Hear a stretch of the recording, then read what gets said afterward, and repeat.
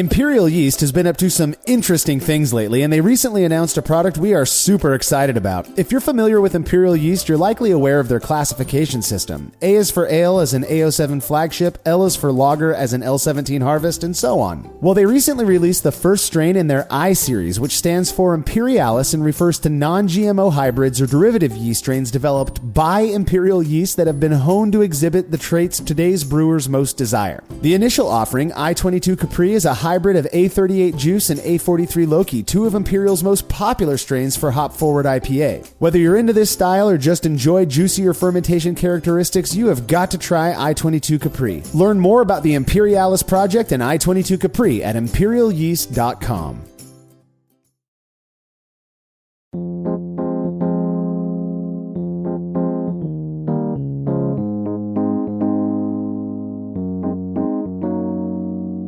Back in February of 2023, we announced our new YouTube channel, The Brülosophy Show, as well as the fact that it was going to be hosted by a dude who was already pretty familiar to those who are keeping up with the brewing-related YouTube channels that were out there, Martin Keene. While a few people expressed some concerns about Martin leaving behind his killer channel called The Homebrew Challenge, the general reaction was pretty positive. Well, it's been a little over a year since we started down this path together, and we thought our listeners deserved to get a little background on how this all came to be. You are listening to the Brülosophy podcast. I'm your host, Marshall Schott, and this week I'm joined by contributor Martin Keene to talk about his experience since joining the team as the host of the Brülosophy Show. Yeah, thanks, Marshall. It has been awesome. That's the TLDR of this experience. It's been so much fun. Well, we're approaching about 50 episodes now, so quite a ways in. So excited to talk about that, a little bit of behind the scenes, and also maybe talk a little bit about what it's like to brew for Brülosophy as a new contributor. It has absolutely been awesome for us as well. Now, we're going to be sharing a bunch of details later in this episode, so I'm not going to get into that right now. But suffice to say, having you join the Brülosophy crew has been nothing short of amazing, Martin. As much as we coordinate on all of our different projects, you and I have never really set aside time to talk about how this experience has been for you. So I'm excited to do just that with you today. All right, if you're a fan of this show and you'd like to receive a reward for your support, consider becoming a patron of Brülosophy over at patreon.com/Brülosophy, where you make a small pledge and receive rewards like access to unpublished contributor recipes, unique discounts at YakimaValleyHops.com, and an invitation to a monthly live Q&A session with somebody in the brewing world. Coming up in April of 2024, Dana Garvis, founder of Oregon Brew Lab, will be hanging out with patrons. In addition to being an accomplished homebrewer, Dana is a trained brewing chemist who helped build the quality control lab at Ninkasi Brewing Company before starting her own company in 2016. Oregon Brew Lab offers a variety of essential analyses for affordable prices to both commercial and home brewers. We've had the pleasure of working with Oregon Brew Lab many times over the years, and Dana is truly an incredible member of the brewing community. I'm really looking forward to this session, and for those of you who remember, we had to actually reschedule Dana because of issues that she had, personal matters with her family, and so we're really glad that she agreed to come back. If you want to be a part of this session, you have to make your pledge of just $3 or more by Friday, April 26th, 2024, as Dana's going to be taking questions on Saturday, the 27th. All past sessions are stored on our private Facebook and Patreon pages, so folks can go back and watch them whenever they like. Again, that is patreon.com/Brülosophy. Be a part of what keeps us around. Another really easy way to help us out is by using the links found at Brülosophy.com/support when you're shopping online. Your experience doesn't change at all, and we get a very, very small kickback for the referral. Feedback is brought to you by Clawhammer Supply, who are known for their incredible all-in-one electric brewing systems.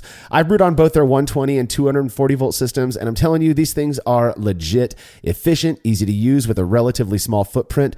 Anybody can use one of these units. You, Martin, have not been disappointed with these units either. I know that you're using them fairly regularly, right? Yeah, I think I've put 200 and something batches through my Clawhammer systems now, so somewhat familiar. Yep. Just a wee bit. Yeah, the guys behind the company also run a killer YouTube channel, which you can find by searching YouTube for Clawhammer Supply. If you're in the market for electric brewing gear, make sure to check them out at clawhammersupply.com, and don't forget to let them know Brülosophy sent you when you're checking out. That's clawhammersupply.com. Listener Tim Quinney from Australia wrote in with some interesting feedback. Tim said, with all the doom and gloom regarding the fall of homebrewing and how we can attract new blood, I got to thinking.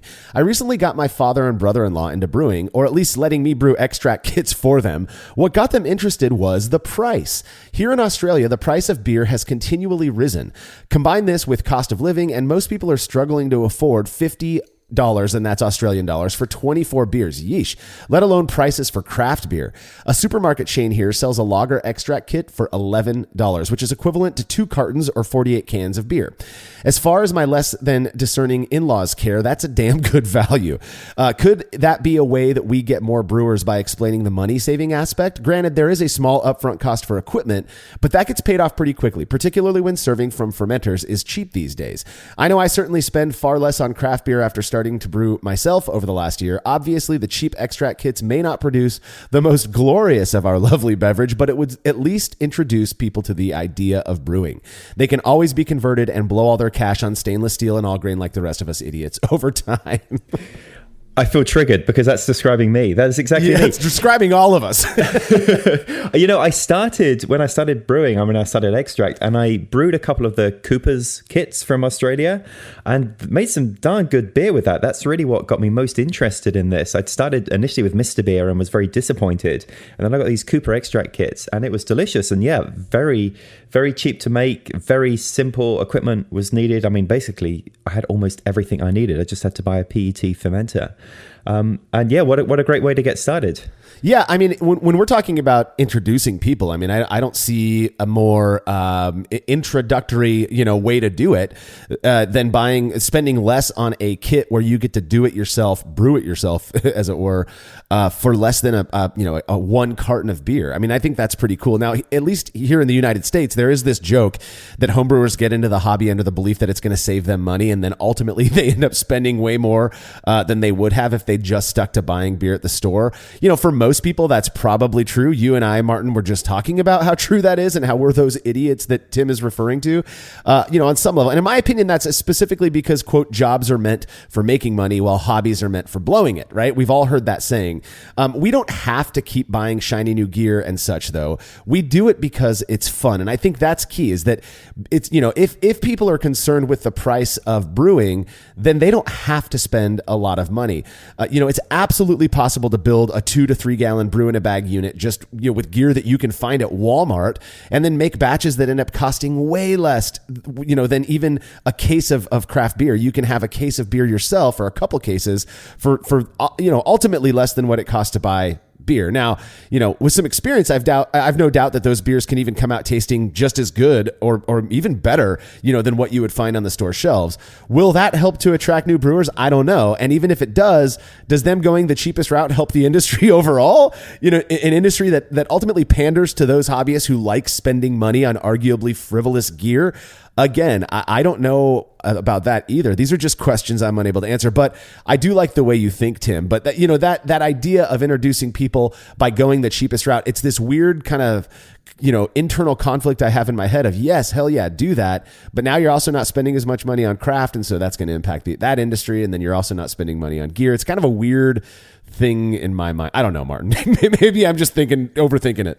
No, I totally get that. But I hope when you were talking about frivolous, you weren't referring to my 4-pump glycol system as frivolous, were you? I've got one too, buddy. So there's a lot of frivolous stuff in my garage for making beer. But again, we do it because it's a hobby, not a job. For us, it technically is a job at this point. But we do appreciate you hitting us up, Tim. Keep on inviting as many people as you can to brew those, cheap extract beers with you. Maybe the bug will bite them, and they'll get to brewing more stuff and buying more stuff and helping to support the industry overall. So if you have show feedback, you can send it to feedback@brülosophy.com or drop us a note on social media. Time for a quick break. When we return, we're going to be discussing our experiences, mostly Martin's experience creating and running the Brülosophy Show.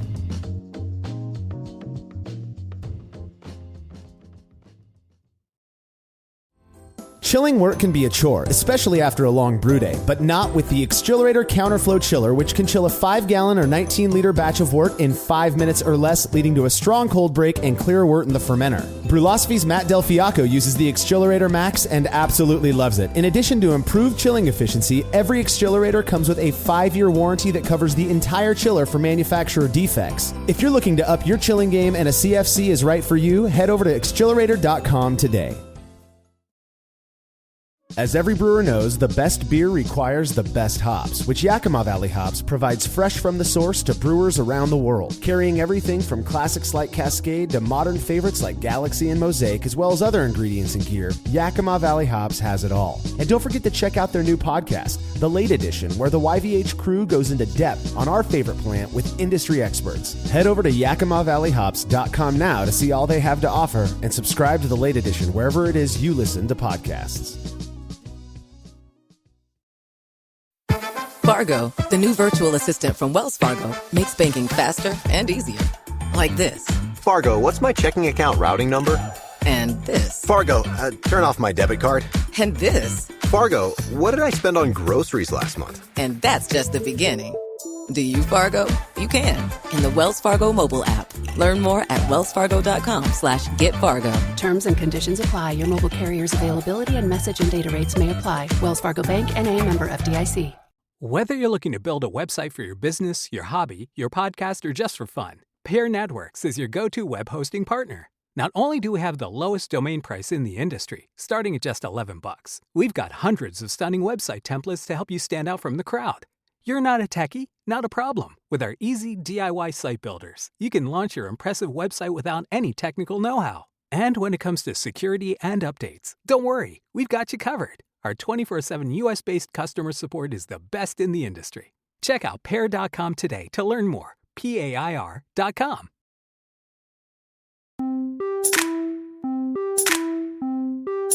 What Brülosophy is today is largely due to pressures that I received from past contributors as well as fans. I'm sure I've told the story of how within a couple of years of starting Brülosophy.com, the website, which was our first kind of foray into this content creation thing, people were encouraging us, I would say pressuring us to start a podcast. So we did that. Not long after that, we then began hearing from people who wanted us to create a YouTube channel. And that has been something that I've been fielding those, that all of that encouragement for years.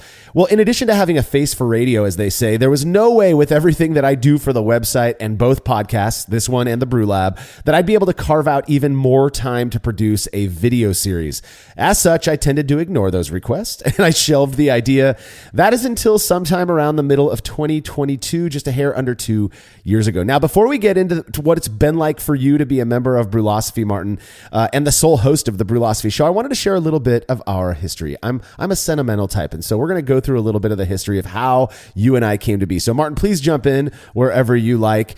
I believe it was sometime around, 2018, 2019, something like that, definitely before COVID, that a friend of mine sent me a link to a YouTube channel where this guy was brewing all 99 beer styles in the BJCP guidelines. Now, over the years, since I've been doing Brülosophy, since I've been brewing, I'd heard from a bunch of people who'd actually made a similar attempt, or they started something just like this, where they were going to hit every style. They were going to do one a week or one a month or whatever it was.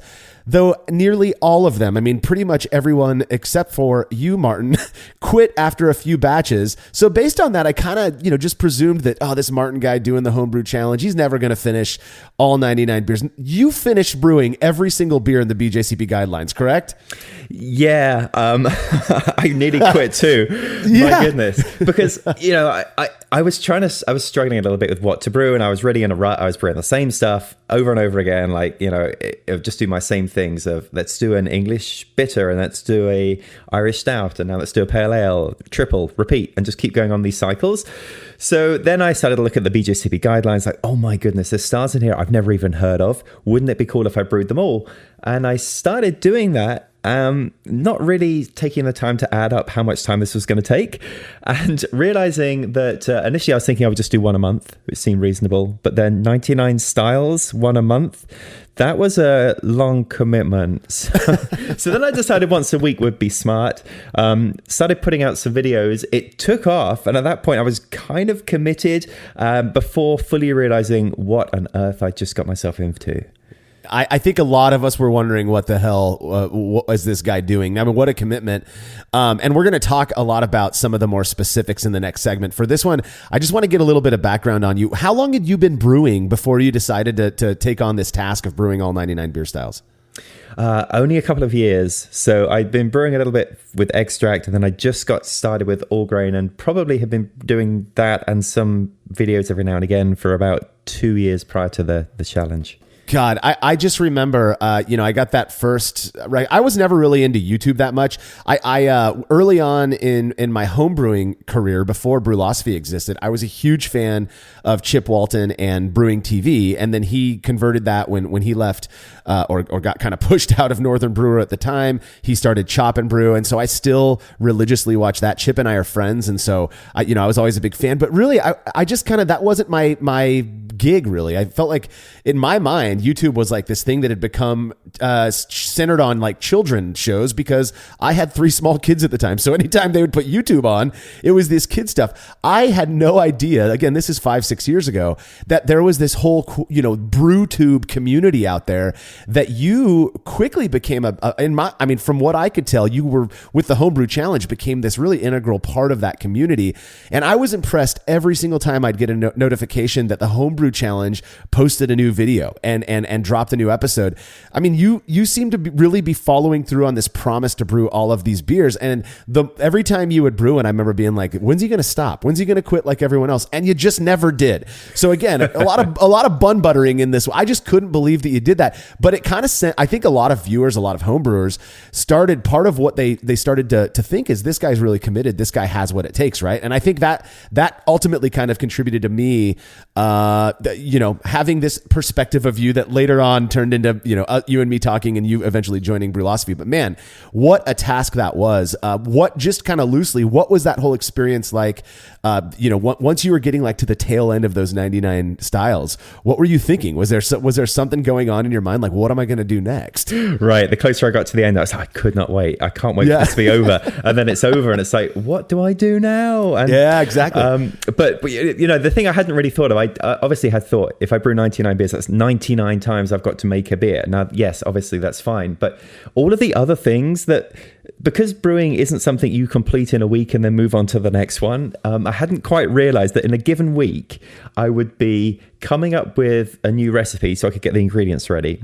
And then separately to that, I would be brewing a beer. And separate to that, I've probably got a beer in a fermenter which needs to be transferred into a keg. And separate to that, I've also got a 4th beer at this point that needs to do a tasting segment. So I need to try it on camera, and it just keeps cycling like this. So any given week, I would be actively working on 4 or 5 different beers. So I had to get really good at planning stuff, and I had spreadsheets and notes everywhere, because I just couldn't keep it straight in my head when I was working on a particular beer, even what it was, how it relates to all of the others and so forth. So it was a lot. The other kind of thing I didn't think through, and if anybody else wants to do the 99 beer challenge, please think about this, is I did it in order, right? So I did style 1A, 1B, 1C, and so forth. But the way that the BJCP guidelines are laid out is beers that are similar are categorized together. So there's a whole section of English beers, and there's a whole section of IPAs, like brown IPA, red IPA, double IPA, all this stuff. Then there's a whole section of Belgian beers at the end and so forth. So if you came to my house and you wanted to try one of my beers from my taps, well, I would always have beer available, but it would be the same beer. So I would have like Czech pills, and I would have Czech premium pills as my second beer, and so forth. No variety whatsoever. And the beers that I really liked, like I really liked the English beers. Well, that was a year away. I really liked the Belgian beers. That's at the end. It was 2 years until I got to those. So I wouldn't necessarily recommend doing it sequentially, because you end up brewing a lot of the same beers. God, that was one of the thoughts I remember, because you kind of get addicted to these things. Like you know how YouTube is. You just get drawn in, and you start to feel like the hosts of these shows. I mean, I feel the same way about Trent Musho now. I've never even met the guy in real life, but I feel like we're friends just from watching the Brew Show. It was the same thing with you, and I'll have you know, Martin, that you were for a little while there, before I was acquainted with the whole BrewTube community thing. You and Chop and Brew were the only brewing channels that I followed on YouTube. So hey, I think that's I was a big fan of yours, and you probably didn't even know that for a while. Well, imagine my surprise when in February of 2020, I get an email from Martin Keene, host of the Homebrew Challenge, right? I'm like, oh shit, this guy, man, this is cool. Like a BrewTube celebrity. And after introducing himself, I already knew who you were, of course. You probably recall this. You asked me for some tips about kind of the business side of what we were doing. And, you were telling me like this thing that I did that I'm doing on YouTube is starting to blow up. up. People are taking notice. And, if you want to, I mean, we got to be frank here. If you want to make a little bit of coin, which helps to recover all the costs of doing this crazy stuff, you do have to start treating it less like a hobby and more like a business. I remember thinking, wow, this is cool, man. This guy's really going somewhere with the homebrew challenge. Yeah, I mean, the thing that I was really trying to figure out at that point is I sort of got a little bit of an audience, and I was like, well, it would be kind of cool if I didn't have to buy all of my ingredients. Maybe we could get some sort of sponsorship deal or something like that. And I ended up asking you some questions about that, and that led to me working with Atlantic Brew Supply, and we ended up coming up with an arrangement where they would give me ingredients for each episode, and in exchange for that, the recipe that I would come up with, which was my own recipe for each style, they would sell it in the shop. So that was kind of a fun thing. But yeah, I just had no idea about the whole business side of this. And then I look at Brülosophy, and it's like, you've got the podcast, you've got the articles, you've got ads and all this. I was like, I have no idea how he's doing this. I'm going to just randomly email Marshall and see if he replies. And I couldn't believe it. And you did. I remember you responding back. It was like 6 months later. You're like, hey, I just wanted to give you an update and say thanks that, I took on the Atlantic Brew Supply sponsor. And I was just like, this guy doesn't realize how much of a fan I am of his. he's over here. We're like both fanboying each other. It's so funny. And, the thing about homebrewing is it is a very small niche hobby, a community. There really are no celebrities. We're all just normal people. I mean, I get a ton of emails from folks, and I think I reply to every single one. If it's feedback, I usually don't reply because we're going to talk about it on the show, or if it's a Brew and A question or something. But if somebody emails our feedback email or my personal, Marshall@brülosophy.com email, I reply. And so I just did that out of, being kind to you. And it ultimately spun us into this kind of relationship that turned into the Brülosophy show. Now, a couple of years after this business email, I believe it was kind of in the middle of, or right around the end of kind of close to pulling out of the COVID pandemic, the Homebrew Challenge had become much more popular at this point. I was watching every episode as soon as they dropped. Our patrons were requesting a lot of brew tubers at this point. They wanted because the brew tube community, and I if that's not like a popular way of referring to it, just correct me, Martin, because that's what I've heard people talk to. Yeah, no, that's right. So. That's right. Okay, cool. Yep. Yeah, it sounds kind of dorky, but it makes sense as well. So whatever. But we go to our patrons and we ask them, hey, in the coming few months, we've got some openings for our live Q&A. Since they're for you guys, who would you like to have on? And your name came up so many times. And so I'm sitting here like every time I email out, a brewer, a commercial brewer, or somebody popular in home brewing, I'm always like, God, they're probably not even going to know who I am, but I knew you knew me because we talked already. So I shot you an email and you immediately were like, yeah, that's great. I'll absolutely do it. We set it up. And I believe it was like April of 2022, you were the guest, or that's when you and I determined it or whatever. But yeah, after you agreed to be a guest, we started shooting around collaboration ideas. And at one point I brought up the possibility of you contributing to Brülosophy. This led to a weird shift in the tone of our conversations, to me at least, Martin, and maybe it was different for you. It started to feel like, okay, he actually kind of sounds interested. I was half, just kind of putting the feelers out to see what how he'd react to that. But the tone of our conversations kind of got a little more serious, and we started going down this path of, well, what could he do while maintaining what he's already doing? And then suddenly we kind of talked about you doing videos for Brülosophy and what that would entail with the homebrew challenge and all of that.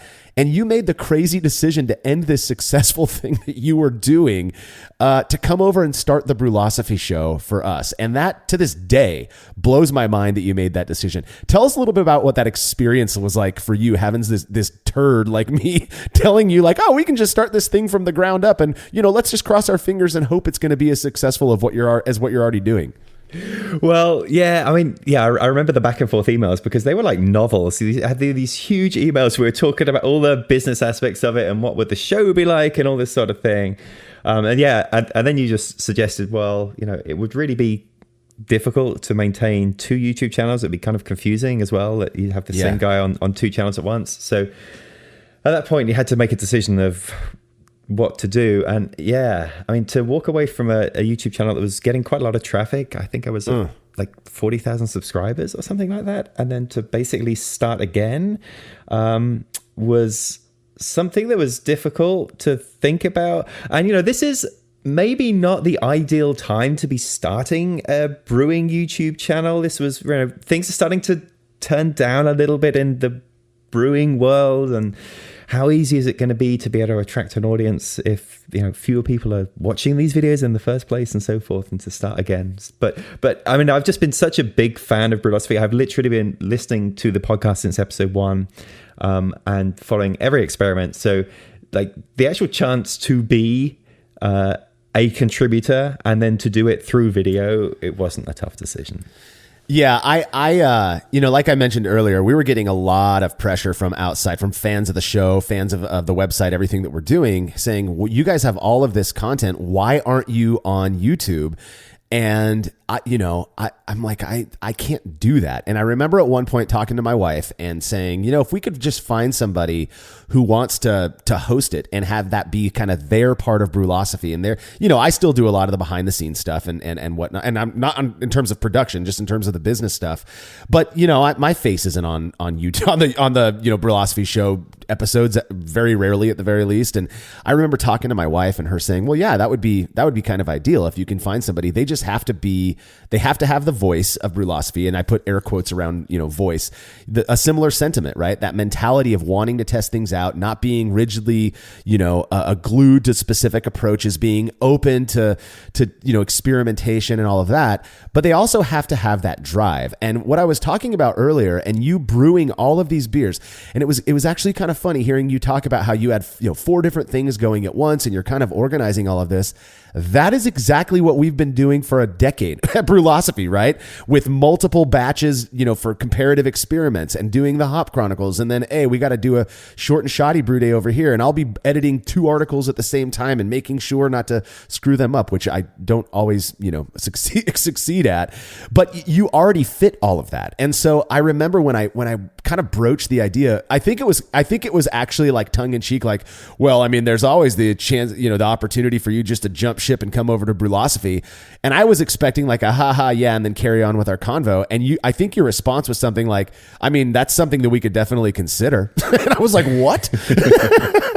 I just couldn't believe it because of how successful the Homebrew Challenge is. So I just love that story. I think there's an kind of an organic nature to the way Brülosophy has built itself up over the last decade. My hunch is that a lot of our fans kind of sense that on some deeper level, and it's a part of what they find appealing about us is it doesn't feel contrived. At least I hope it doesn't. I mean, this really is the story of how we've come to be. I've made friends in brewing, and I'm like, are you crazy like we are? And they say yes, and I'm like, let's do this thing together then. And it really has become more of like this friend group. Even the people who are no longer contributing, I feel the same way about, and I try to do my best to keep in touch with them and all of that. There's just this cool kind of community aspect to what we do as Brülosophy, and then we've got kind of all the fans and everything else that comes with that, all the sponsors who we'll talk more about this in the future, in the next episode or the next segment, but our sponsors are our friends. I mean, that's a neat part of the way that we've kind of designed the business side of this. And so it's just been amazing. Now, I have a couple of questions for you, Martin, that you can feel free to answer as in-depth or, as minimally as you would like. But they're just based more on your general experience before we really start digging into the more specific stuff. So you recently dropped an episode of the Brülosophy show where you discussed some of how being part of Brülosophy has changed you and the way you brew. Now, seeing as this is more of a long form format here on the podcast, and that episode I think was like 12 minutes, I was thinking it'd be kind of cool for you to go into some of what it's been like on that front. How has your perspective about beer and brewing changed just in the year that you've been a part of Brülosophy? Yeah, so it's been such a big change. And if you think of sort of the reason why, with the Homebrew Challenge, the real focus is get the beers out, onto the next one, and so forth. And I would be serving the beers to typically a family member or a friend. Just the two of us would taste it. There's no data collection. There's no survey, nothing like that. People aren't making bar graphs out of what they taste. So, there wasn't too much pressure on it. And sometimes we'd like the beer, sometimes we wouldn't. Whatever, on to the next one. It's time for the next one now. But coming to Brülosophy, of course, we have this whole data collection area around pretty much everything that we do. And that was just such a big change for me because now I'm taking my beer and I'm not just serving it to family members and neighbors and whatever. we're taking it, it's getting evaluated. We're trying to find information about these beers, like why are these two beers different, or how are they the same, or what does this hop add to the beer, and so forth. Some very detailed, specific questions. And I realized that I wasn't necessarily always making the best beer to be able to answer some of those questions. And this is somebody who, it's so insular. I'd never been to a homebrew club and served a beer there, for example. So I just was doing everything really by myself. And now suddenly it's not just my beer, it's the Brülosophy beer, and it's going to be graded, you know? So, it's going to be graded. It's going to be graded. So the first few batches I did as well were terrible, which is, it was a bit unfortunate. I mean, one of the first ones I did was an English IPA. We've talked about this on the podcast here before. I set records for the most off flavors ever recorded for a single beer. Congratulations. Yeah. Thank you very much. So proud of that one. And not only did I set the record, but I served it to a series of brewing professionals, 20 brewing professionals that came together to a brewery for the only purpose of trying my beers and rating them. So once I realized stuff like that, it made me concentrate on some of the things that I've been reading about on Brülosophy and listening to on the podcast. Like, chlorine in water, if you have it, you really might want to do something about it. So things like that, I really had to start focusing on because it was getting in the way of the things that we wanted to do. So if I did a Hop Chronicles beer and all people are tasting is kind of this medicinal taste, well, that's probably because of my water and no one's really getting to the hop character. So that has been a big change, is making beers with the intention now of being very specific about how we do it. Right. There is a very specific process for how we are to brew these beers, and we're going to document everything that we did, and to do so in a way that lets us highlight the variable that it is we're trying to test or evaluate. Yeah, there's this interesting mentality that it seems some people out there who, I guess, despite their criticisms of us, still listen to or read what we put out there or watch it now, and it's that they don't think that we're being serious, or they don't think that we're actually going out and collecting data. And when we do, these people have bad palates. I mean, you're going to professional brewers, and we are going to people who have been homebrewing probably longer than those criticizing us. They have, at the very least, palates of equal quality as the people criticizing us. But hearing you say all of that stuff, it reminds me even that the reason that we do what we do is because we're curious. But the reason I think that people stick around and take it in still is because nobody else wants to do this. It is a pain in the ass. Call it what it is, right? Going out and collecting data is the worst part of what we do, but it's what Brülosophy is known for, and so you have to do it. Now, you kind of hit on this a little bit in your response just now, but you were a fan of Brülosophy prior to joining the crew, and I'm curious. It's kind of a weird question, but what did you think we were like before you were involved, and how has that changed after a year of being with us, right? We all do that. You're like, oh, I wonder what such and such, what being a part of that would be like. But now that you're kind of in the family, as it were, you get an insider look. And is it different? What was it different than you expected prior to joining the crew? Stuff like that. Yeah. Well, the contributors, turns out they're just like us, Imagine that, right? Right. They're just like passionate homebrewers. And meeting the crew and so forth has been really fantastic. And the other thing that I suspected but wasn't sure about was the level of organization and thought that goes into some of this stuff. I strongly suspected this was the case, but when you look at Brülosophy.com and you take a look at some of the articles and you go back years and years, they still maintain a consistent format, consistent layout. They use a consistent voice. I can go back to 5-6 years ago and that's still the case. Now that sort of thing doesn't happen by accident. That happens by a lot of work to make sure that what you're putting out is clear, is easy to understand, and also to really think about how to conduct these experiments as well.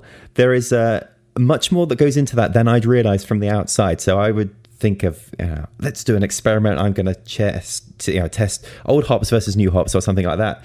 And I would just go ahead and do it. But here at Brülosophy, that no one just thinks up an idea and then goes off and brews it and collects data. We have a group chat where we will we'll float ideas and run that by everybody, and then we'll have a lot of back and forth. And every time I've suggested an idea, I just think like, this is the perfect idea. My goodness, how smart. And then, it goes up to the contributors, and people will say, well, did you think about this? And if you're going to use this hop, well, it has a different IBU to that hop. How are you going to account for that, and so forth? So we end up really having a lot of discussion over pretty much every experiment we do. And that is what drives this sort of high quality of experiment, because we really do try to think of all the variables, and there's not often a perfect solution to these things. So we try to do it in a way that is going to just isolate things down to a single variable, and that variable be something that we can actually test. So that has been a big thing for me to learn all of that work that goes on behind the scenes.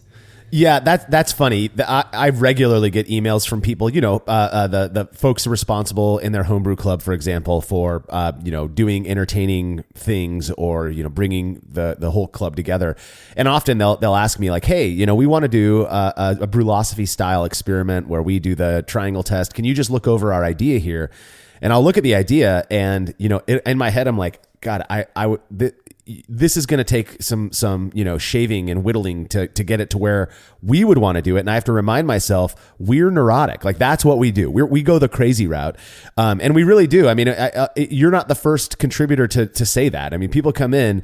I remember Steve Thanos telling me the same thing. He was like, wow, I didn't realize we did this as deeply. We dig into these variables as deeply, as we do before he joined. It's the same thing. And, I'll get these emails, and there was been a few times where I respond and I'm like, well, if we were doing this is what we would do. And usually if the person ends up responding to that, usually they'll just kind of bounce like, what the hell? I'm not even going to do this.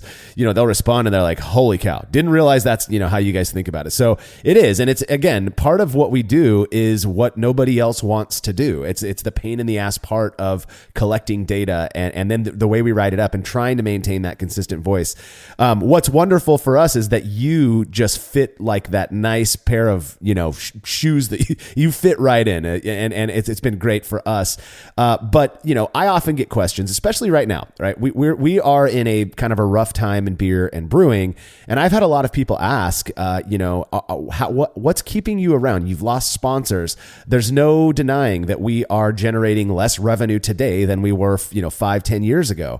That's just the way things work and where we're at in this day and age. But people will ask me, are you going to make changes because of that? And we haven't really done that. We've really stuck to our guns. I don't regret that, but I often wonder with you, Martin, and the amount of work that you've put into the Brülosophy show, and it is still growing. Things are looking really good. We'll get into that, but was it worth it for you? Do you feel like moving over here was a good call? And do you have any regrets with ditching the Homebrew Challenge? No, it's 100% worth it. And I almost wonder how often I would still be brewing without this kind of structure, because this really has been the thing that got me through the Homebrew Challenge. Was I had a structure of a beer every week for 99 weeks. Here's my list. Here's what I'm brewing next week, and so forth. And then when that stopped, I would just be like, well, I could brew whatever I want. And you think when you're in it, like, this is going to be amazing, all this freedom. And then you get the freedom. You're like, what am I going to do? I'm not forced into anything. I don't have any deadlines. I don't have any style I have to do.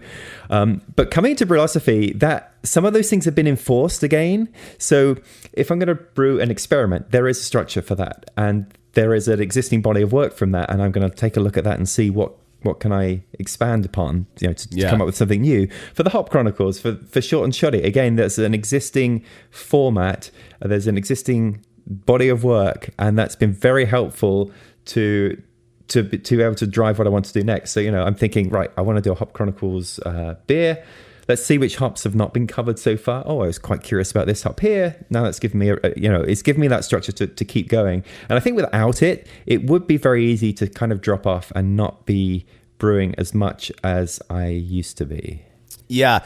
There's also this thing, and I wonder if you thought this, but for me, I definitely did. And it's part of why we came up with these very well-defined series that we do, the Hop Chronicles, exBEERience, Short and Shoddy, is I was talking with a friend of mine. He's actually an ex-brother-in-law of mine at this point, but he works in digital marketing. And so, Brülosophy had just kind of started, and all we were doing at that point was just the experimental stuff, and then the occasional harvesting yeast from starters. Check, this is what my weird thing that I developed, whatever. And he mentioned something to me that has always stuck with me, and that's that nobody's going to stick around very long if all you're giving them is what a million other people are giving them. And so there was this thing where I was like, well, if I'm just doing a regular brew day, if I'm making a pale ale and I'm not really doing anything unique with it, do I share that, on the website, or who cares? Is that going to, be interesting to people? And I wonder, when you got done brewing those 99 beers, those 99 styles, was there a thought that you had where you were concerned, like, what am I going to do that's interesting now? Because your thing was brewing all the styles, and that became interesting to watch, right, on its own. But once that's done, what am I known for? What are people going to stick around for? Was that a concern of yours at all when you got done with the project? Yeah, totally. There were a lot of suggestions as to what to do next, like pick another structure and work through that. A few people were like, why don't you do it all again? And this time you can include what you learned to make them better. No, take a pass on that. My wife was recommending that I do 50 beers in 50 states. So I would go from state to state and brew a beer that was local to that state with a home brewer in that location. But we were just kind of lacking the American Airlines and exBEERience sponsors to be able to pull that one off. But that would have been quite nice. So in the end, I just ended up just sort of brewing some random beers and really losing a lot of structure. And guess what? I didn't upload as many videos at that point. Yeah, and that's exactly. I remember that being like, where is the homebrew challenge? I want to see these videos. And that's a part of that I think, at least for people who want to create unique content that they're known for. I mean, if anybody out there were to do an experiment, I think a lot of people would look, and for better or for worse, I don't care.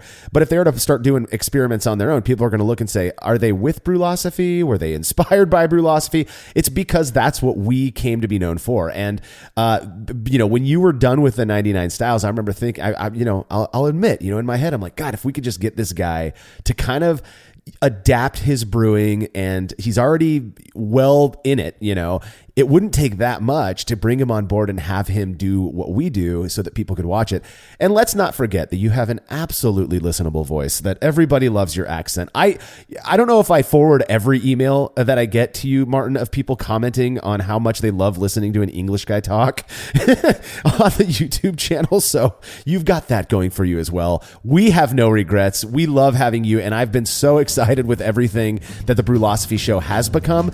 That about covers some of the more general stuff I wanted to get through. When we come back from this break, we're going to be focusing more specifically on your experience running the Brülosophy show. So all the stuff after you join Brülosophy. We'll be right back.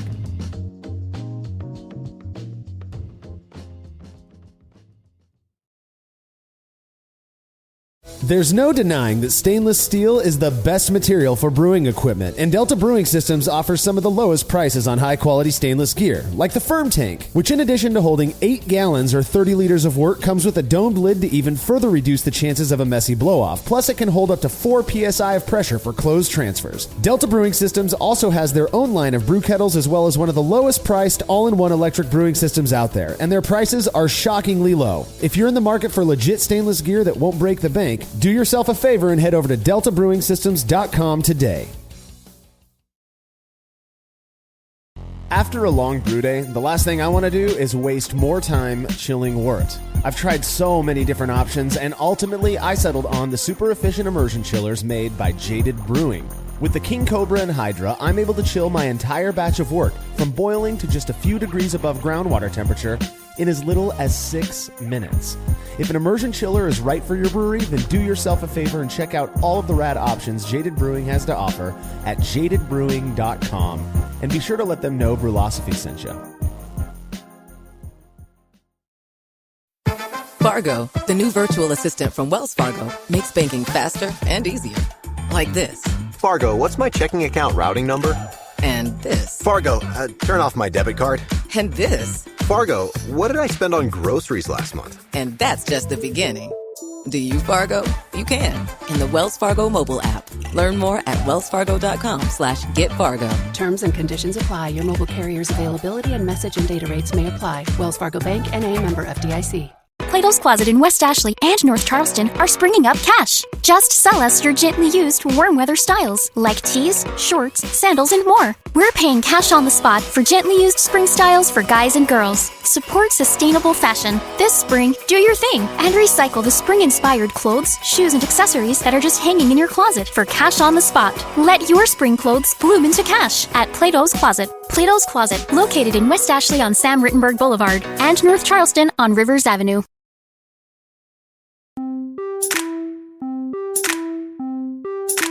As is the case with most things, the plan we came up with prior to dropping the first episode of the Brülosophy show, while seemingly solid at the time, had to be adapted a bit. This is something that Brülosophy has always been open to, making changes to ensure the content we create is both relevant and entertaining while being manageable for us. Well, over the last year, we've continued to make some changes which we think have been for the better.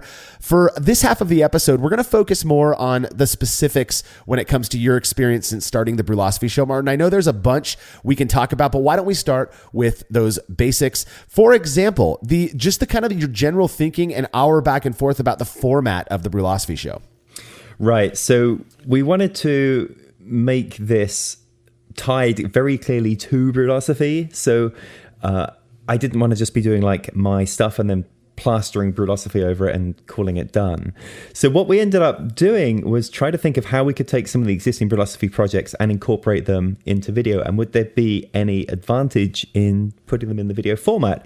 And the more we sort of talked about it, the more we thought there would be. So for experiments, for example, we thought, well, if we were actually performing these experiments, brewing two beers side by side together, that'd be kind of interesting to see how that works, because on the articles, we do post pictures of that, but I don't think that really gives you the full picture of the mayhem that ensures when you're brewing two beers at the same time and they're like 20 minutes apart, and like, one of them you're adding a hop addition to, and the other one is like, oh, it's time to chill it now, and you're trying to do it precisely so that they come out identical with the exception of the variable. So 30-minute mash or 60-minute mash to the minute, the boil to the minute, you want to cool off at the same rate, boil at the same rate, and so forth.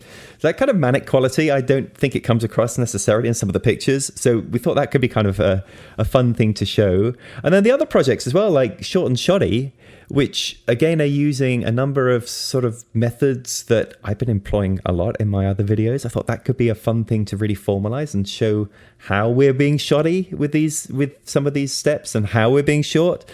And then a series that we have been publishing on the website but hadn't really done any podcasts on were the Hop Chronicles. And to be able to talk to people and interview people about some of those hops and to demonstrate adding them in and talking about a little bit of the history behind them, I thought that might be kind of good as well. So not every episode is based on those three projects, but that did end up forming the basis for what we would do for each episode. Yeah, there's this interesting thing that happens whenever we introduce or anybody introduces something novel, right? Something new. And the Brülosophy show was that for us. That people start kind of commenting and sharing with us their expectations and their disappointments. And I remember in the beginning, it was like the first 6 months, we should talk about this. We started off with an idea to do weekly episodes, and then that just got to be way too much for you, Martin. And I remember talking and saying, hey, don't burn yourself out. If you need to go to every other week, let's do that. We did that for 4 or 5 months. And then you were like, okay, I've got an idea. We're going to integrate some less data heavy, the difficult brewing stuff. We're going to integrate that into the Brülosophy show. And it's been wildly successful. People have absolutely loved it. I mean, the latest episode that dropped this week, or last week, I should say, is the one about the top 5 hops that you perceive as imparting orange character to a beer. And that's such a cool thing. And it's based on data that we already have. So it still has that kind of Brülosophy thing to it, but you're not having to brew for it, which allows you to continue producing these episodes without burning yourself out. And I think that's really cool. And the comments from people when we do stuff like that is, oh, this isn't Brülosophy. Yes, it is. That is Brülosophy. And if you don't think it is now, give us 2 more years and it's going to feel more Brülosophy to you. Right. I was quite slow to pick up on this because I started thinking, right, an experiment, I need to brew a beer. Hop Chronicles, I need to brew a beer. You know, I'm just brewing beer, and it's just like, here we go again, 99 beers in 99 weeks, all over again. And then I start to realize, you know what? There are already 500 experiments already completed. There are, I don't know how many Hop Chronicles articles there are, but a lot. There's a ton of them. Yeah, a ton of short and shoddy out there. What if try to use some of that content to make some interesting videos as well? So that's where I started to come up with some of these like list ideas, like top 5 hops to use with the hazy IPA or the orange one that you mentioned. And all that is doing is it's using existing data that we've already collected on various hops for the Hop Chronicles series, and then presenting it in a new way into a sort of a list format. Or we've taken a look at some experiments. So for example, we've done a whole bunch of experiments on sparging, and I wanted to compare a couple of different sparging methods. So these were 2 separate experiments, 2 separate articles, but they go together really well to form a video that stands alone by itself, that compares these 2 things. So once I realized that there's all this existing stuff out there that can help me, then that was when I was really chomping at the bit and telling Marshall, let's go weekly again, because now I figured it out.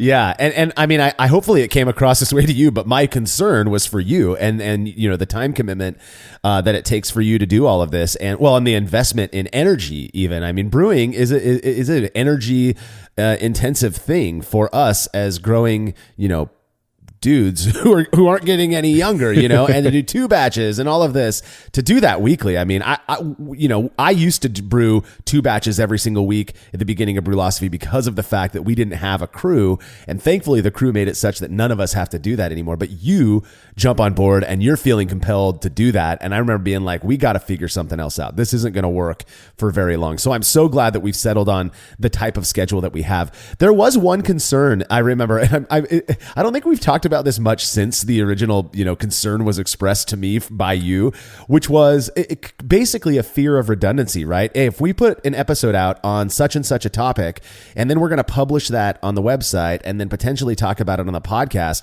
shouldn't we do, you know, the YouTube one first so we don't bore people who are then going to go? We have never gotten feedback from anybody who is like, oh, you already covered this, why are you covering it again? And I think a big part of that, and what I tried to kind of convey to you, Martin, was that one thing first is there are a bunch of people who just listen to podcasts, who just read website, who just watch the YouTube channel. So for them, it's always going to be fresh content. But for those who partake in all of the different formats that we put out there, I think they really appreciate getting the different perspective. When you read the article on the website, you're reading kind of this, loosely scientific approach. You get to see all the methodology and see everything we did, and you get a little bit of our opinion as to why the results were the way they were. You listen to it on the podcast, we get a little bit more looser. You got a couple dudes who are just sharing their perspectives on the whole thing. And then you watch it on the YouTube channel, and it's a different person with pictures and a little bit different of an approach in sharing that. Has your perspective on that changed at all? Or, what are your thoughts on that now after a year of doing this whole thing? I'm laughing because, as you know, I totally did not buy into this at all. Yeah. Not at all. So to me, from a storytelling perspective, if I'm doing an experiment, the first 30 seconds of the video will be kind of to tease it, like, I'm going to do this experiment. Here's what the variable is, and keep watching and we'll find out what the answer is. And then I reveal at the end, was it significant? Was it not significant? What did people think? And so forth. So the idea that my big reveal would be spoiled by an article that came out 2 weeks prior to that. I mean, it just absolutely no. Well, we must have the video must go first. And I was just so adamant like that. And you kept telling me, no, that doesn't matter. People are coming to these things. It's different people, or it's the same people, but they're looking for different things. So really reluctantly, I think we had some scheduling issues or something. So a couple of times the article ended up coming out before the video came out. I was just prepared for absolute disaster. Either no one's going to watch the video or there's going to be a load of negative comments. Not one person has ever mentioned this. So yes, I have I guess I have to admit, Marshall, I've finally come around to your way of thinking. That's funny. And I will say that, and I think I was telling this to you, I don't like to do the whole, just trust me, man, just trust me. My thing was like, all right, that's cool. We'll work with you. If you want to put the videos out first, we'll hold off on writing the articles. We'll hold off on talking about them on the podcast. But there were a few times, like you said, where there was scheduling issues and we needed that content for one reason or another. And we pushed it out. And, in my head, I'm like, this is going to prove to him it doesn't matter. And I remember you hit me up and being like, this thing is getting more views than, the last 3 episodes. I'm like, I told you, man, there's this weird thing where, it really does seem that people either don't notice it or they want more of it, regardless of when they first, heard about that specific, that content, whatever it might be. Now, the thing is that whole thing, us doing, this podcast, everything we talk about on this podcast, for the most part, has been already published on the website. That was driven by fans of ours saying, we want you to talk about the stuff you've already done out there on the website. That is the format that we're interested in. And so we've done it. And in a way, it makes this job a little bit easier. I mean, we invest a lot of time in planning for each episode. Don't get me wrong, but it's kind of cool that we get to do that. And I'm glad that you've come around because it removes a little bit of that stress, right? You don't need to feel like, oh God, I got to rush this topic because they need to publish it on the website next week. Anything like that. I think it's just kind of a cool a way of doing things. Right. And I should have realized this. Because I was already doing it. When I think, every Monday in my email, I get the latest experiment article and I'll read it. But then you're covering that exact same topic on a podcast sometime later. And I'm listening to the podcast as well. And I realized that they're not redundant. This is not the same thing. You're not reading out the article in the podcast. In the podcast, it's you and a contributor and you're chit-chatting about the variable or about the topic. I'm learning stuff from that is very different from the article. For the article, I can go through, I can scan it real quick, get an idea of what the variable was, how the method was implemented, and then what the result was. But that's really not the same thing at all as a 1-hour discussion between you and a contributor talking about that whole experiment and the whole background behind it.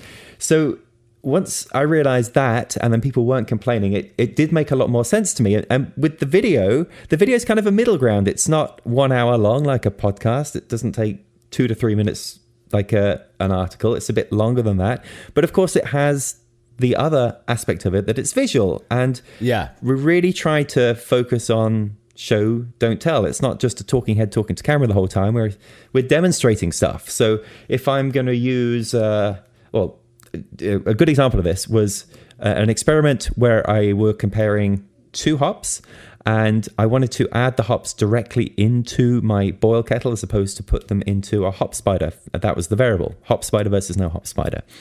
And I had to go through a whole process to use my clawhammer system in that way so that it wouldn't get blocked up by using a whirlpool arm, something that apartment brewer Steve actually taught me about. So I got to demonstrate that in the video. Look, here's how I do it. And look, here you can see the whirlpool forming now. And look what happens when I take the beer out now that I'm leaving all of this stuff at the bottom of my kettle. You can still see the hops at the bottom there.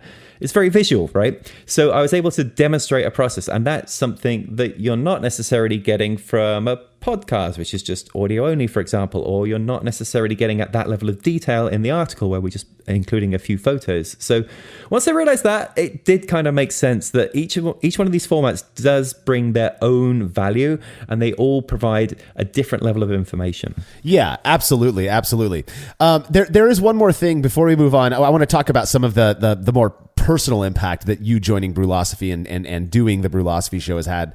But before then, I've been kind of surprised with the response to some of the videos that we've published so far on the Brülosophy show.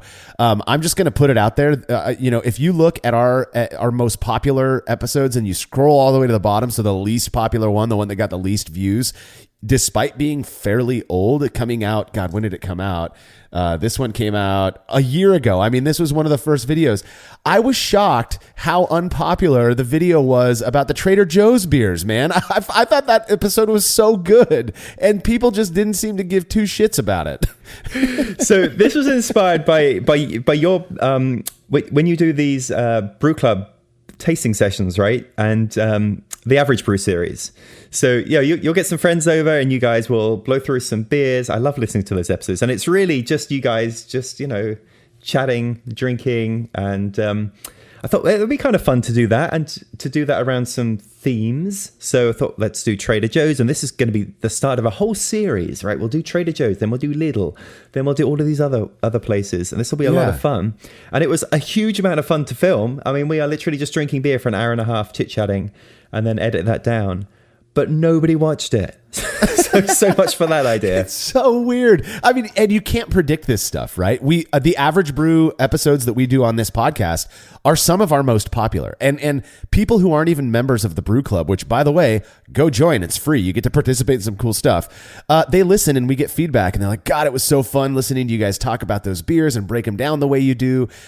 I was utterly floored with just how lame the response to the Trader Joe beer taste test was. I just couldn't believe it. What is unsurprising, and I'm curious what your thoughts are on this, is just how insanely popular the experiment stuff that you do on the Brülosophy show is. That really is what it seems people are after still. That they just love watching this comparative thing, reading about it, listening to it. But on the Brülosophy show, without question, I mean, you look at our top 5 most popular episodes since we started.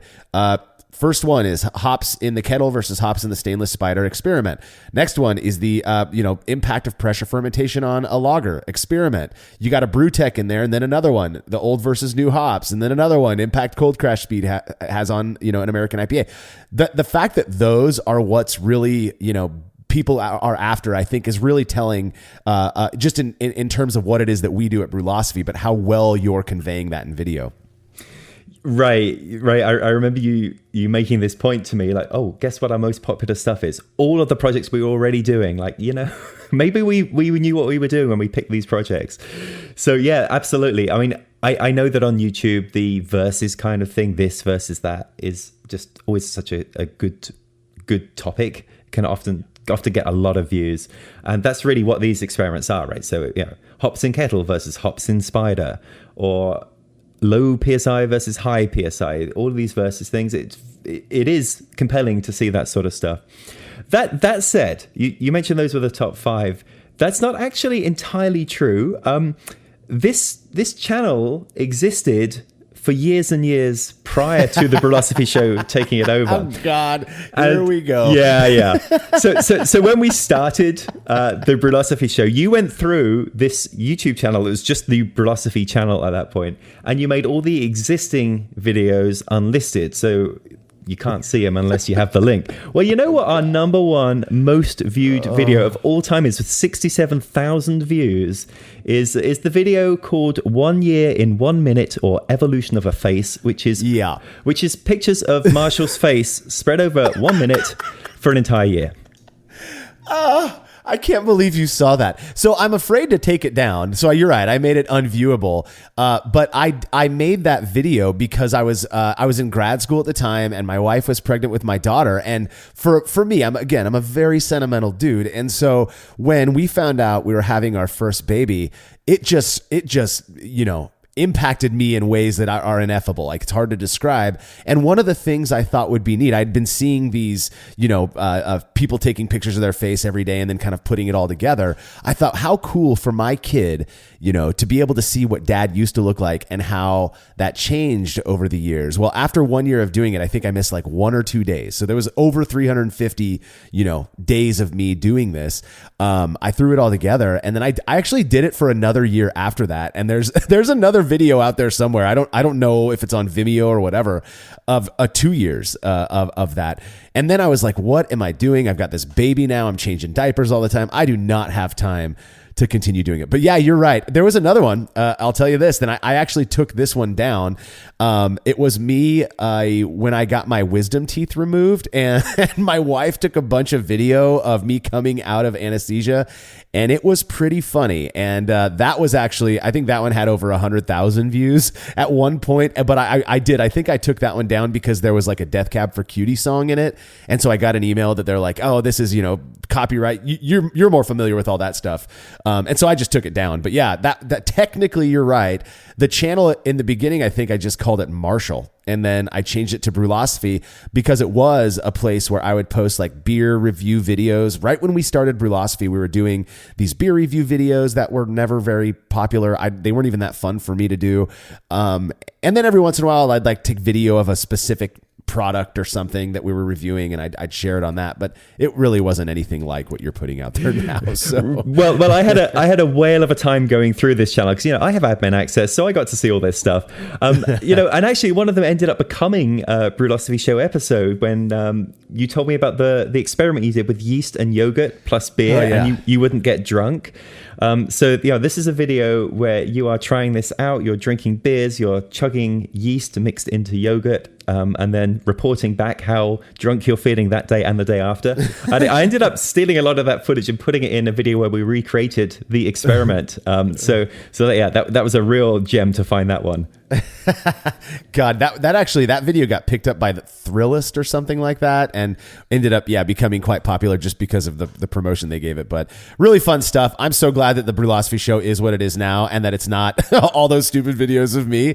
So now, again, I'm going to mention this a few times because it's just the fact of the matter that the Brülosophy show and Brülosophy in general is technically a business.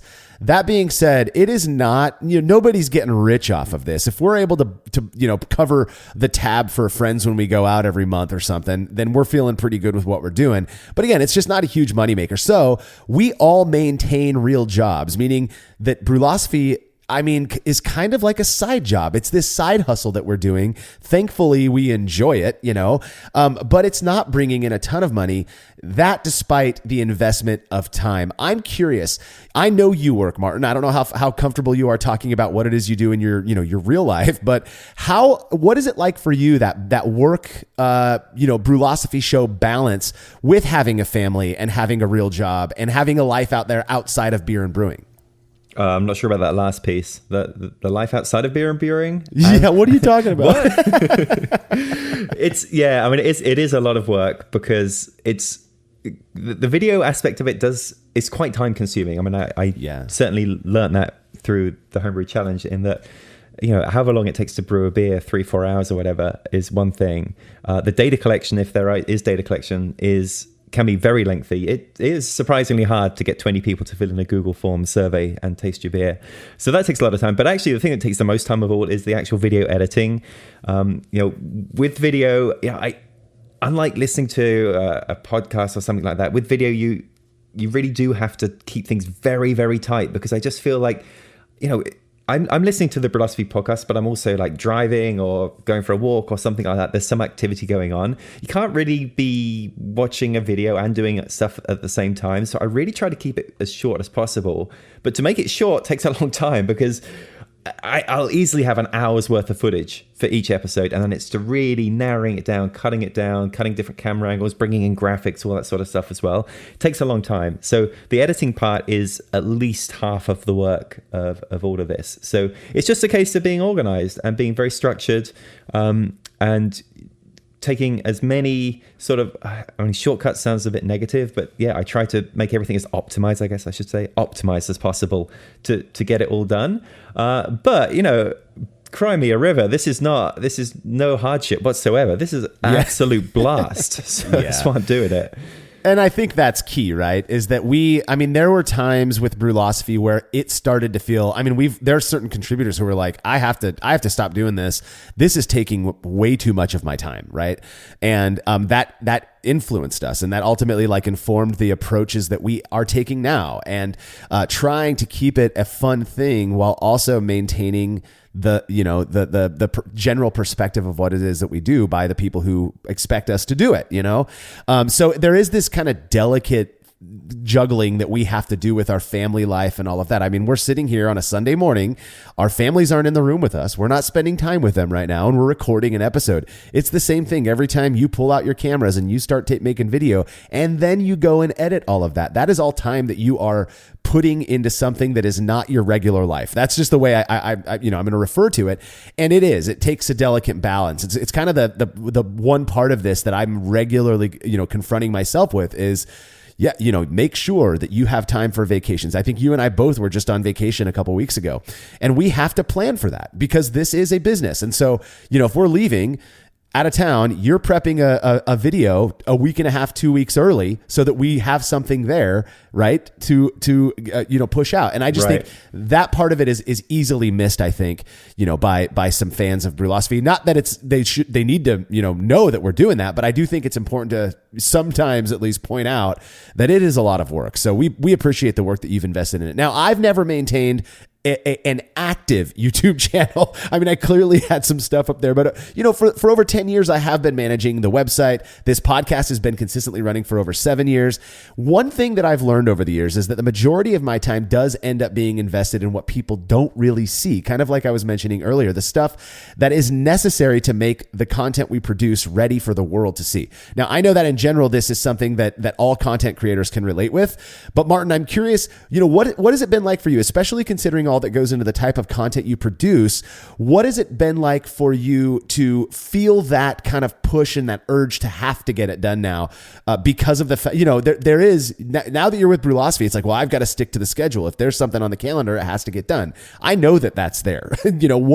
How has that changed for you or changed you in any way or what's that experience been like?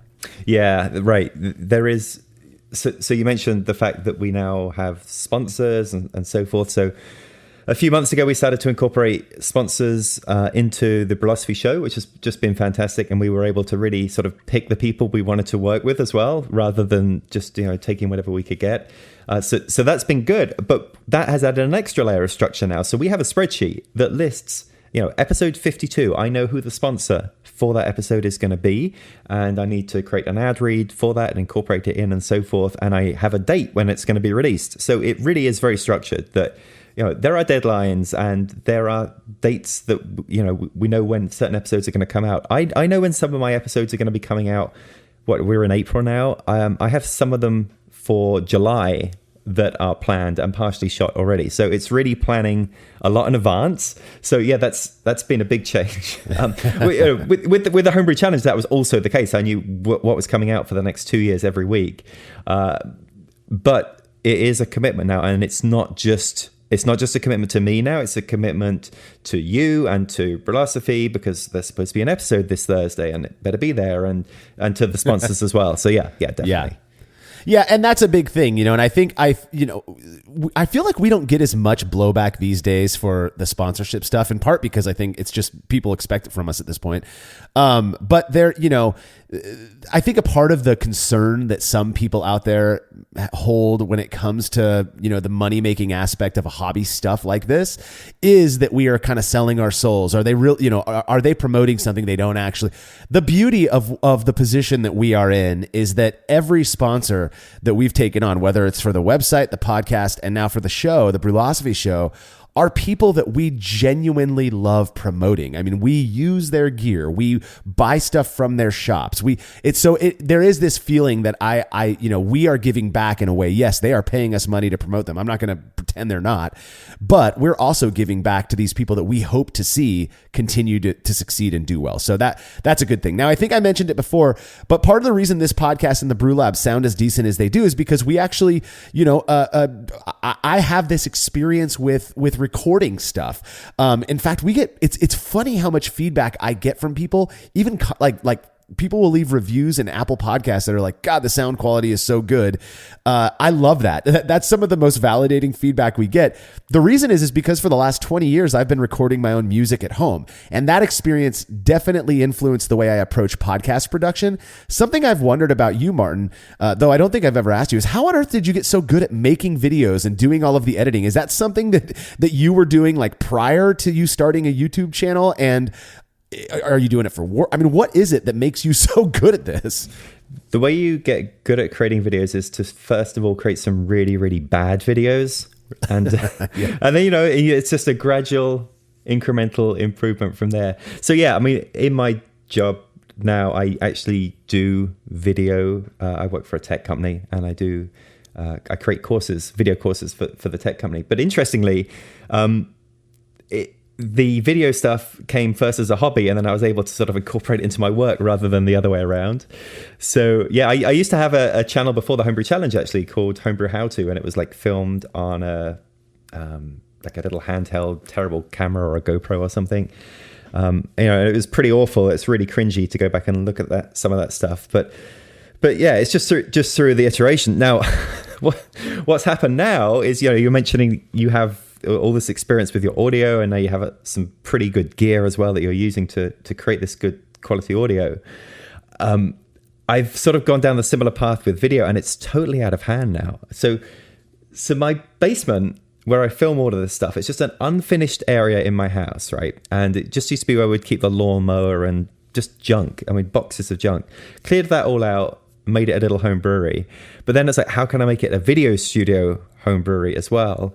And I would originally be setting up cameras on tripods and lights on tripods and moving around, and it's really tight in there. So it was not a good solution. Well, now, if you go in now, I have the brewing set. I have 2 sets. So I have a brewing set, and hanging from the wall are 4 permanently mounted cameras pointing from various different angles at my brewing table. So for any given brew day, I'll go through and I'll turn all the cameras on. They're already set on the right settings. I have lights mounted in the ceiling as well. Just turn on one switch, those will turn on. So everything I do is recorded from 4 angles, and I don't have to do anything. I don't have to move cameras in position. They're already there. And then I have a separate set, which is my testing or my tasting set with the table and that grey background. If you've seen the show, you'd be familiar with that. It's Norm's home away from home, man. Norm's home. Right. So there are another 4 cameras mounted there. There's a top-down camera and then 3 other permanently mounted cameras and a load of lights there as well. And a big screen which shows you all 4 cameras at once, so you can make sure you're getting the right shot and so forth. We often joke that when we come to sell this house, there's going to be a lot of questions about what was that man doing in his basement, because there's a lot of weird stuff in there. For me, the way that this whole thing became manageable was just to keep building and adding little things that would allow me to shoot myself, film myself with really the minimum amount of setup. So everything is just there and you can just get in and start brewing and so forth.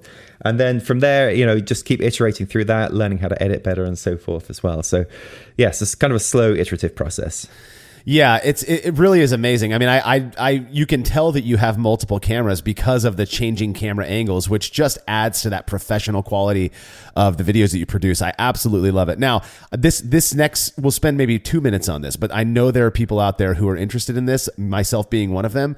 For those who aren't, I apologize now. What can you list some of the gear that you're using? What is the editing platform that you prefer?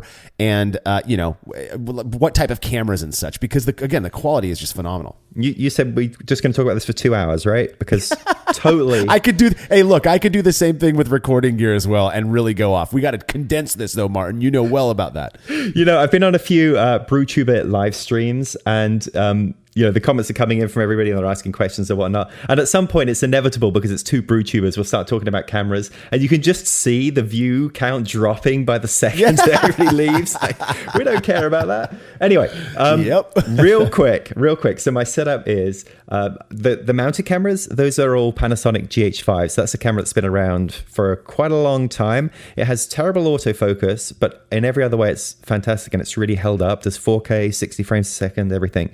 So because they're permanently mounted, I just have everything on manual focus, so it doesn't matter the autofocus is bad.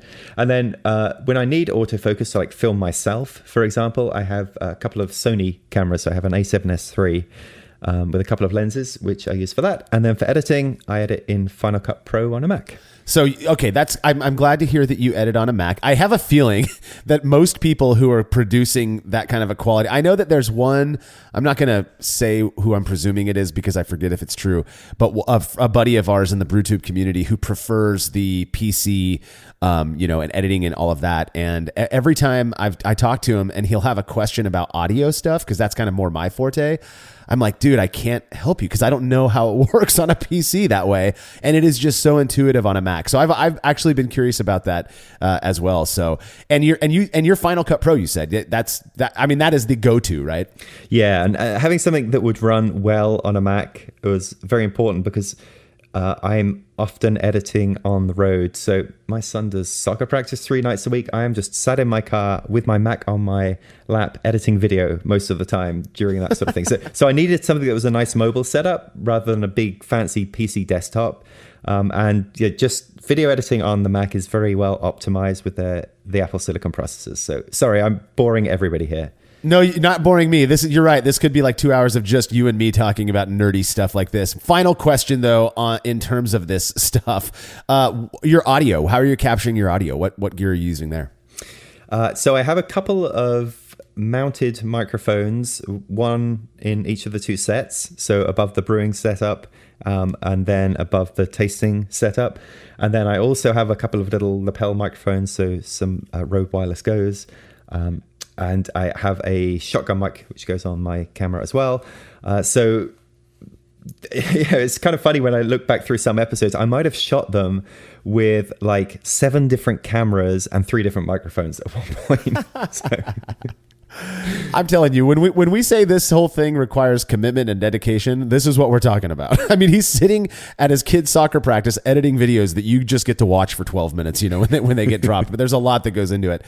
Something that we get asked a lot about. We're gonna move into this. I don't know if we get asked a ton about it, but it is something that comes up often. Is that the fact that Brülosophy is a business, meaning we need to generate revenue to keep this thing going. For the Brülosophy show, that has meant YouTube ads, which you're all very familiar with, as well as taking on sponsors. How is this different from what you were doing with the Homebrew Challenge? Because I know one of the things, that was kind of where you and I were introduced, was you asking about the money side of things and turning, kind of treating the Homebrew Challenge more like it was a business. But the way we do things is even different than what you and I were talking about prior to you joining the crew. How is that different? How have your perspectives, shifted because of that? Right. I mean, the difference was coming into this, I was coming into something where there was already pre-existing agreements with people. So for the first year before we actually had ads on the Brülosophy show, there was still a sponsored aspect in that pretty much all of the ingredients that are used in the Brülosophy beers do come from a sponsor. They're sent by a sponsor, and that was already pre-existing. So the hops, they all come from Yakima Valley hops. It's wonderful. I love it when I get this big box of hops in every 3 months, and all of the yeast is from Imperial yeast. And so there was all that there. That was similar to what I was doing with the Homebrew Challenge, in that my agreement was just with Atlantic Brew Supply at that point, and they would just provide all the ingredients in exchange for using them in the video. So that was initially very similar, except I had just such a wide variety of stuff to pick from, even more stuff than I guess I probably had at the homebrew store, because Yakima Valley Hops has a lot of different hops, to say the least. So I could literally go through all of this stuff more than might be in a physical store and try it out. So that's been great. What's been new is this idea of introducing actual ads into the videos themselves. So each episode is sponsored by somebody. I'll mention them up front, just right in the first 30 seconds. We'll make sure we mention them when the article is published. For the video, we'll mention them in the video description, and then there's a 30-second ad read in there as well. So that's been different, but as you've mentioned a few times, the fact that we got to pick and choose who those people should be. So when I was writing some of my ad reads, it was based on stuff I already knew about. Like, I just recorded an ad read for Kegland, and I was talking about some of the stuff that they provide. Well, I've been chatting with Key at Kegland for years, and this is very, very easy. So it's been great. I'm glad I'm not selling toilet paper or shampoo or something in these ad reads. This is stuff we're using. So that's been the Dog thing that's food, different, right? Yeah, it is. I was trying to think about what it must have been like from your perspective, jumping into something where all of that stuff was in place. We have the connections. It's like kind of sitting on a couch that somebody just got up from, and it's already kind of warm. You're like, oh, here we go. This is kind of cool. But it required you to kind of, loosen up and think about other ways of generating this revenue. I mean, the truth of the matter is, I don't care what anybody thinks about this either. We wouldn't keep doing this, or we couldn't keep doing this, justifying it, if it wasn't doing something beneficial for us outside of just us having fun. I mean, it has to be something else.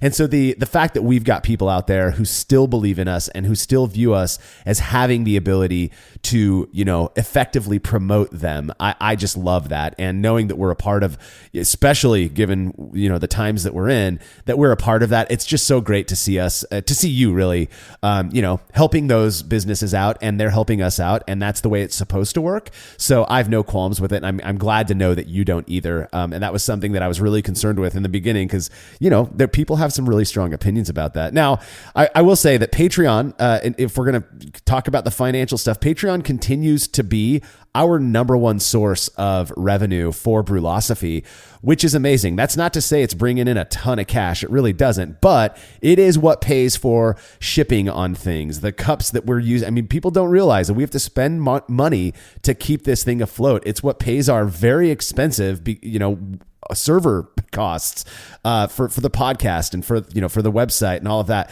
So, Patreon, the fact that we get to give you a reward and it's coming from the people who are actually taking in what the content that we push out. It's the same thing for the Brülosophy show.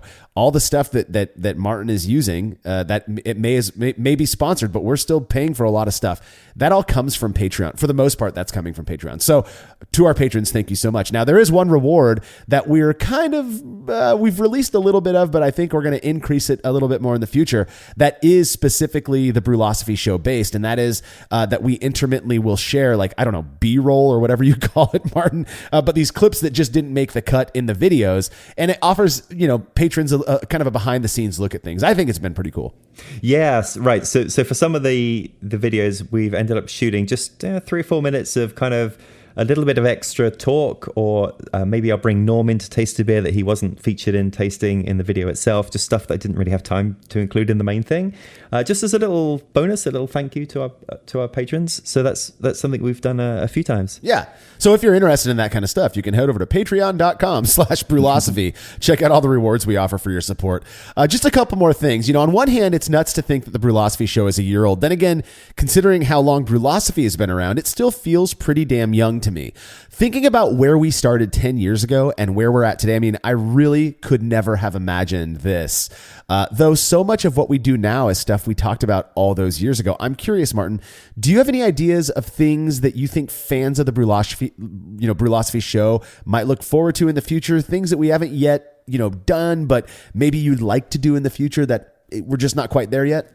Yeah, the thing that seems to have been very popular and is going to be a direction for future episodes going forward is I want to incorporate more of the Brülosophy contributors in the episodes. I mean, Marshall, you've mentioned a few times what a great crew that we have here. Yeah. And we have done some of our very most popular episodes have been just doing things directly with other Brülosophy contributors and getting them involved. And I think at first everyone was a little bit camera shy, and now that a few people have done it, people are coming back to me and asking to do more and more stuff. So this started with Cade. We did an episode with the Brew Lab, which turned out to be super popular, talking about some of his main discoveries that he'd found in the 2 years of doing the Brew Lab. Then Alex, who is an absolute star, has started what will now become a series of cheapskate brewing techniques, and they are just fantastic. Yeah, Alex is fantastic. So there's some of that. I was just chatting with Brülosophy contributor Will Lovell yesterday. We were filming an episode where he was brewing a beer himself, a short and shoddy beer. He actually now has a camera. He's running around filming his brew day. So I'm going to be incorporating some of his brew days into these episodes now as well. So you're really going to start to see more of the cast of characters behind Brülosophy, people you already know from this podcast and you already know from the articles. We're going to be seeing more and more of them on screen. And look, Marshall, we need to get you on more often after your memorable debut announcing the show. I mean, how can we leave it at that? In my Miller Lite jacket that while I was like smoking some beef or something. Yeah. God, that was fun. I love it. I absolutely love the episodes where the other crew members are involved. And I've got to say, as much as I love Will and Cade, Alex's cameo or whatever that was, whatever you want to call that, was one of the most entertaining things that I've watched in a decade. I mean, first off, they have some great cheapskate tips. but their approach to talking is also amazing. I told Alex that directly. You've got to be on the show more. So the fact that you're integrating more and more of that, I just cannot wait for that. What about like collaborations with other BrewTubers? Yeah, so I've done a little bit of that already. So Steve from the Apartment Brewer, I mentioned earlier, I borrowed his technique for adding hops directly to a kettle. And I ended up sending him the 2 beers that I brewed. Actually, I sent it in 3 cans, one labeled red, one labeled green, and one labeled blue, and had him taste on camera. Could he pick out the odd beer out? And just brilliantly, he did. He got it right. And he was so pleased when he opens the envelope and sees that he was right. So yeah, I'd love to do a little bit more of that. I've done some stuff with the guys at Clawhammer as well, talking with Trent at the Brew Show about doing some more collaborations with him as well. This stuff, that the collabs with the other BrewTubers, is just like the most fun thing to do. So hopefully there'll be plenty more of that. Yeah, and another thing is, again, I don't know where you were at prior to being with Brülosophy, but we've, over the years we've become friends. Again, that you might view certain people as being like celebrities, and we're all just normal dorky brewers, and we happen to be good friends with John Palmer, and you've had him on a couple of times now, and those episodes have just blown up and have been very well received. So, I look forward to more stuff like that in addition to the experiments and Hop Chronicles and Short and Shoddy and stuff. So now, just prior to dropping the first episode, Martin and I were doing a little projection regarding various meaningful stats and such. And if I'm not mistaken, I think I mentioned to you, and correct me if I'm wrong, that by the end of year 1, I was really hoping that we'd have, or at least be close to 20,000 subscribers. And I think you were kind of like, yeah, that's a lofty goal. Do you recall that conversation, Martin? I was expecting you to bring this up. Yes, I absolutely was very skeptical. I did not think that's possible. Just from the Homebrew Challenge, it was a very slow organic growth. And to get to 20,000 took quite a long time. So the fact to start a new channel in a brewing downturn, I mean, there's just no way. Yeah. No way. Yeah. And it worked. That's the crazy thing. Oh, and it was like 3 weeks early, we hit 20,000 subscribers. And, it was not lost on Marshall, the fact that he did. I think you may have brought up that prediction once or twice. 2 or 3 times. Yeah. I'm very rarely correct. And so the fact that we nailed that, first off, I was thrilled that we set this goal and we beat it, but to me also, it was just the sincerest form of validation is the fact that people are coming to our channel and enjoying it enough to subscribe and watch these videos every week. And then I'm just blown away with the number of comments. I didn't realize that YouTube, videos got as many comments as they do.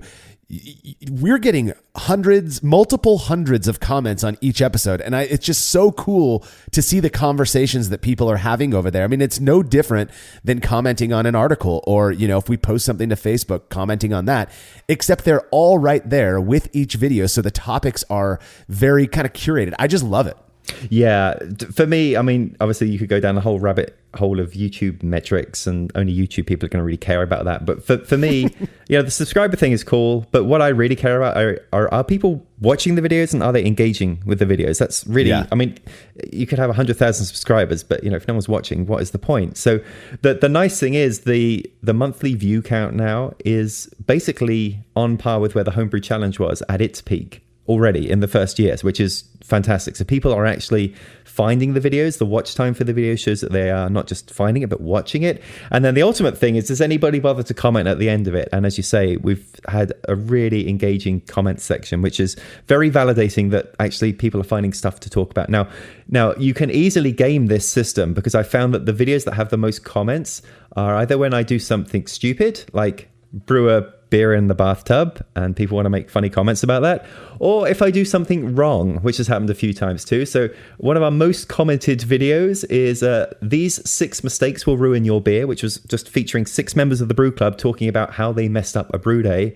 And yeah, we have many comments from people. I think that's the most commented video of people sharing their own situations where they failed as well. So misery loves company. We all know that. You know what I'm saying? So again, the Brülosophy show is such an incredible resource, I think, for brewers, that's both entertaining and informational I think they call that infotainment, kind of the same thing as this. And I understand that there are people listening to this show right now going, I don't care about YouTube. I'm not going to go over there.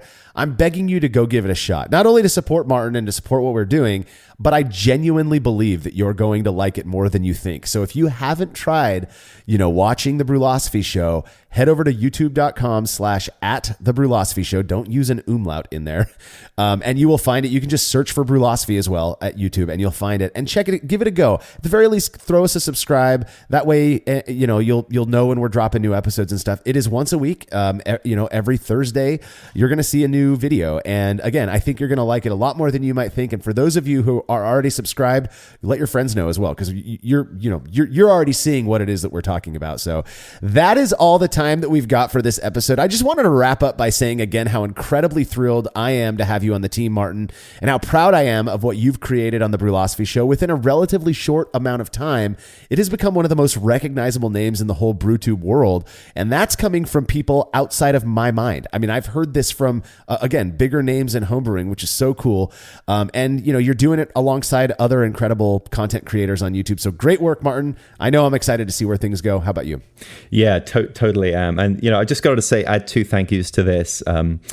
Firstly, to you, Marshall, without this getting too backslappy, but the amount of work that you've put into this show, I mean, you make it sound like everything's me. The amount of work that you've been putting into the show for, the last couple of years, and this was bringing in zero revenue pretty much for the first year, right? And all of that work that you had to put in for that, it is absolutely a testament to that. And the way that it's turned out is very much because of the way you've helped shape it. So a huge thank you to you for that.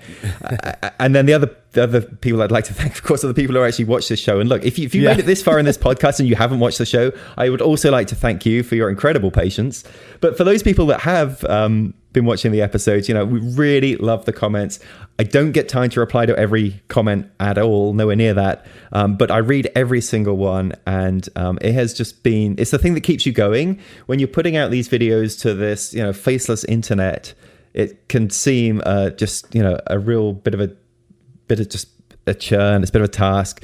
But then when you see people commenting and talking about what's going on, it really helps bring back that people actually are watching these videos. They're trying these things as well. They've had similar experiences. We've had all sorts of conversations like that. I've made all sorts of friends just from people who originally started commenting on the videos. Sometimes they end up coming on the show as well.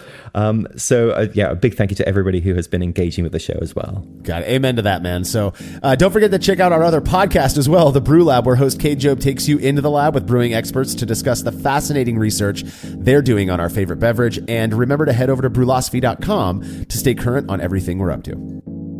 The Brülosophy podcast is made possible by the generous support of our sponsors as well as all of our rad listeners. We seriously could not do this without you. Cheers to everyone who has subscribed and left a review of our show. It makes a huge difference. If you haven't yet, please consider doing so. Head over to brülosophy.com/support to view a list of ways you can easily help us to continue producing this podcast. If you want a reward for your support, visit patreon.com/brülosophy. Thanks again for listening. We'll be back next week with another episode of the Brülosophy podcast. Until then, think beer.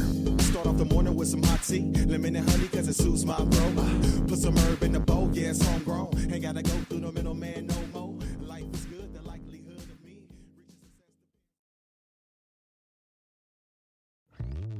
Hello, Saver. Whether you're saving for that trip to the tropics or saving for an emergency, now is the time to take advantage of Wells Fargo's savings options. Wells Fargo offers savings accounts that can help you save towards your goals. So, what are you saving for? Visit a Wells Fargo branch or wellsfargo.com/save to open a savings account today. Wells Fargo Bank, N.A., member FDIC.